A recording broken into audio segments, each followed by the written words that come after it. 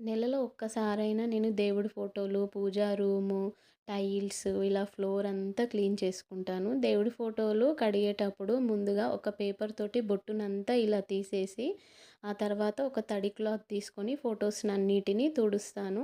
Direct water పోసి photos కడిగితే photo లోపటికి మొత్తం వాటర్ పోయి ఫోటోస్ తొందరగా పాడయ్యే అవకాశం ఉంటుంది. అలా కాకుండా బొట్టును మొత్తం ఇలా తీసేసి ఒక తడి క్లాత్ తోటి క్లీన్ చేసుకుంటే చాలా మంచిది. ఇలా అన్నీ క్లీన్ చేసి పెట్టుకున్న తర్వాత దేవుళ్ళకి బొట్లు పెట్టడానికి నేను ఎప్పుడైనా ఫ్రెష్‌గా గంధము, కుంకుమ తీసుకుంటాను.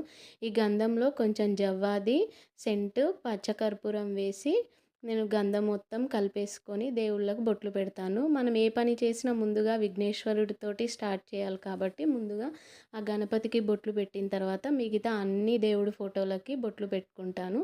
నేను ఇలా ఈ దేవుడికి సంబంధించిన పనులు, పూజా రూమ్ క్లీనింగు చేసే ముందు మంగళవారం, శుక్రవారం రాకుండా చూసుకొని ఈ పనులన్నీ అయితే చేశాను. అదే రోజు దేవుడి కింద వేసే క్లాతు, దేవుడిని దేవుళ్ళని తుడవడానికి వాడిన క్లాత్స్ అన్నీ అదే రోజు వాష్ చేసుకుంటాను.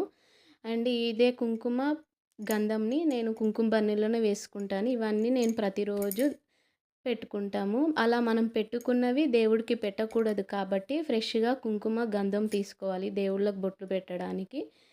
ఇలా నేను పూజ అయితే కంప్లీట్ చేసుకున్నాను. నా వీడియో నచ్చితే please like and share, subscribe to my channel. Thank you for watching.